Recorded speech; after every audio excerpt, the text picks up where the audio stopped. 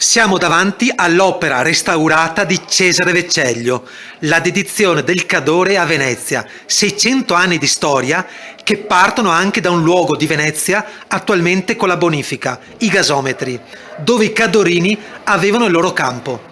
Allora, Giorgio Reolon è professore di storia dell'arte ed esperto di Cesare Vecellio. Cosa rappresenta quest'opera e in generale Cesare Vecellio per Venezia e il Cadore?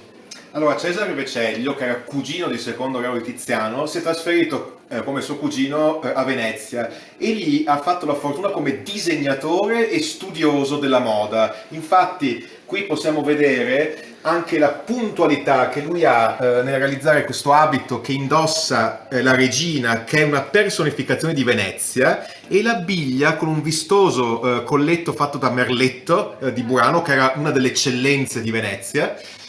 Indossa una corona ed è adorna di perle, di gioielli per indicare il fasto e la potenza dello Stato marciano.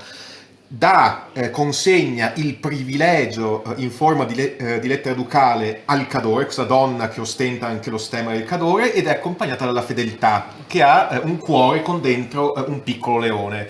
È un quadro appunto allegorico che vuole tradurre in immagine quella che era stata la dedizione del Cadore a Venezia. In primo piano la dedizione allegorica alla presenza di Maria, di San Marco e di Venezia, e sullo sfondo, in secondo piano, la dedizione storica, quando alcuni cadorini scesero appunto in laguna a patteggiare col doge e passare sotto le ali dell'Ordine di San Marco.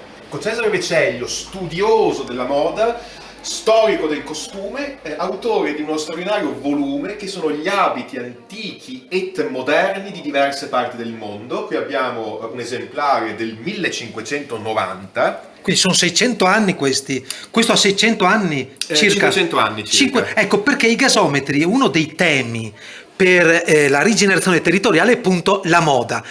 Che importanza ha la moda con i Vecellio e con questo testo? Allora, Cesare Vecellio, come ho detto, era stato pittore ma anche incisore e stampatore. Infatti realizza questo trattato di moda che coniuga immagine dell'abito.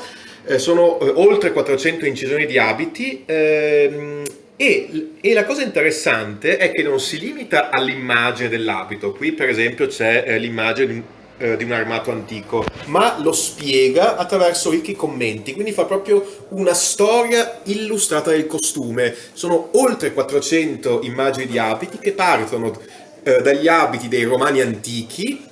Poi sono un centinaio di abiti dei veneziani, sia del Medioevo sia del suo tempo, e poi è una bellissima enciclopedia, una camera delle meraviglie. Si fa proprio un viaggio intorno al mondo conosciuto, perché ci sono gli abiti di Venezia, d'Italia, d'Europa, dell'Africa, dell'Asia, e nella seconda edizione anche delle Americhe. Quindi è un viaggio intorno al mondo degli abiti. Complimenti Giorgio, allora ti aspettiamo a Venezia e venite a visitare questa meravigliosa mostra che è stata allestita e che sarà fruibile fino al 27 settembre. Grazie. Grazie a voi.